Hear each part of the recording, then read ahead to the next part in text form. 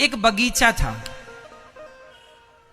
उस बगीचे में एक व्यक्ति उस बगीचे की रखवाली करता था, जो कि उस बगीचे का मालिक था। वहां बढ़िया बढ़िया फलों के वृक्ष लगे थे, फल भी लगे थे, हरी हरी घास भी लगी थी। अचानक एक चरवाहे की गाय उसके बगीचे में घुस गई। अब जब गाय बगीचे में गई तो वहां हरी हरी घास गाय खाने लगी। बगीचे का मालिक भी वहीं था। उसकी नजर पड़ी कि गाय बगीचे में घुस आई बाड़ी तोड़कर, तो उस बगीचे के मालिक ने गाय के पीछे इतने जोर का डंडा मारा उसके रीढ़ की हड्डी पर कि वो गाय डंडा पड़ते ही मर गई। अब समझिएगा, जब गाय मरी तो वहां पर ब्रह्म हत्या प्रकट हो गई, गौ हत्या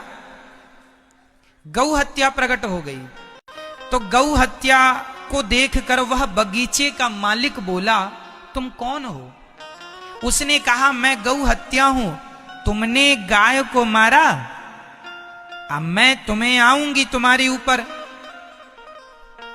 तुमने पाप कर दिया, गाय को मार डाला तुमने। तो वो बगीचे का मालिक बड़ा चतुर था। उसने कहा कि गाय को हमने थोड़ी मारा है। तो गौ हत्या ने कहा, मारा किसने? बोला, मारा है इन हाथों ने। यदि हाथ ना उठते कैसे मरती गाय? तो जिम्मेदार ये हाथ हैं। तो हाथों के देवता कौन? इंद्र। हाथों के देवता शरीर के हर अंग के देवता होते हैं, तो हाथों के देवता कौन? तो उस बगीचे के आदमी ने अपनी चतुराई से गौ हत्या से कहा कि ए हत्या, तू जा इंद्र के पास और इंद्र को लग जा। तो हत्या गई इंद्र के पास। अब इंद्र ने देखा, कौन हो? मैं गौ हत्या हूं, यहां क्यों आई हो? बोले, आपने मारा है गाय को। इंद्र बोले, हम तो यही हैं, यहां तो गाय हमने मारी नहीं। बोले, नहीं, वो बगीचे का एक आदमी है, उसने कहा कि तुम हाथ पर बैठते हो, और हाथ ने गाय मार डाली। इंद्र समझ गए मामला कि बड़ा चतुर आदमी है। मनुष्य मृत्यु लोक का आदमी खोपड़ी में भले अच्छा सोचे ना सोचे, ऐसी सोच जरूर रखता है बचने बचाने की, कि कैसे बचूं।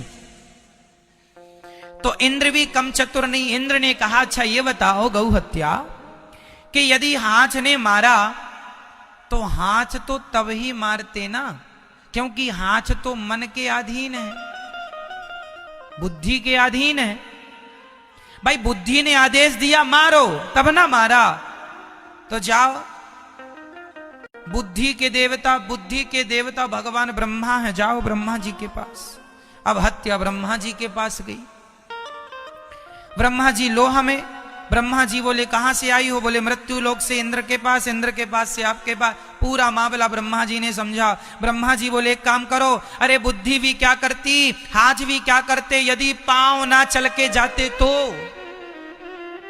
तो गलती पांव की। पांव क्यों चल के गए? गाय तक चल के कौन गया?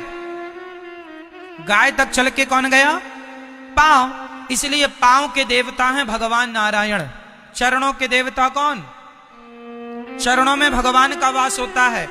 इसलिए कोई भी आदमी हमेशा चरणों का ही स्पर्श करता है, क्योंकि चरणों में भगवान श्रीमन नारायण का वास होता है, इसलिए चरण छुए जाते हैं। जाओ नारायण के पास। अब गौ हत्या गई। भगवान नारायण लेटे थे क्षीर सागर में, माता भगवती लक्ष्मी जी चरण दबा रही थी। आ गई हत्या। भगवान बोले, कहो कौन हो? हम गौ हत्या है। तो यहां क्या कर रही हो? बोले, मृत्यु लोक से इंद्र के पास, फिर ब्रह्मा जी के पास, अब आज आपके पास आई है। भगवान बोले, किसने भेजा है? बोले, मृत्यु लोक का एक आदमी फलाना बगीचा है, वहां पर रहता है। भगवान बोले, जरा 2 दिन रुक जाओ, मैं कंफर्म करता हूं। अब आप बताइए, उस गौ हत्या का मूल अधिकारी कौन है? वो व्यक्ति, बगीचे का मालिक, या इंद्र, या ब्रह्मा, या भगवान नारायण? बताइए कौन? भगवान बोले, चलो मैं निर्णय लेता हूं। तो भगवान ने एक चरवाहे का रूप बनाया, भगवान ने चरवाहे का रूप बनाया और भगवान ने गाय ली और फिर भगवान गाय चराने चले गए उसी के बगीचे के बगल में। और फिर भगवान की कृपा से वो गाय बगीचे में घुस गई और वो बगीचे का मालिक फिर आया। और जब आया तो उसने गाय को फिर लाठी से मारना चाहा, तो भगवान ने रोका, भैया भैया हमारी गाय धोखे से घुसाई, जरा माफ करो माफ करो। तो भगवान ने पूछा, क्यों, ये बगीचा किसका है? बोला मेरा है, मेरा।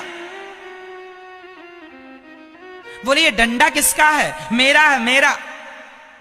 ये हाथ किसका है? मेरा हाथ, मेरा। देख रहे हो पावर, मेरा हाथ। ये पांव किसके हैं? मेरे पांव, मेरा पांव। ये जो बुद्धि है तेरी, ये किसकी? मेरी बुद्धि है, मैं बड़ा आदमी हूं यहां बगीचे का। भगवान बोले पागल, जब बगीचा तेरा, हाथ तेरा, पांव तेरा, तो हत्या भी तेरी ही हुई। ये ब्रह्म हत्या अपनी रख, चल यहां से। ये जो ब्रह्म हत्या तूने की है, वो गौ हत्या जो तूने की है, उस गौ हत्या का अधिकारी, उस पाप का अधिकारी भी तू, चल पाप भोग। होशियार बन रहा है।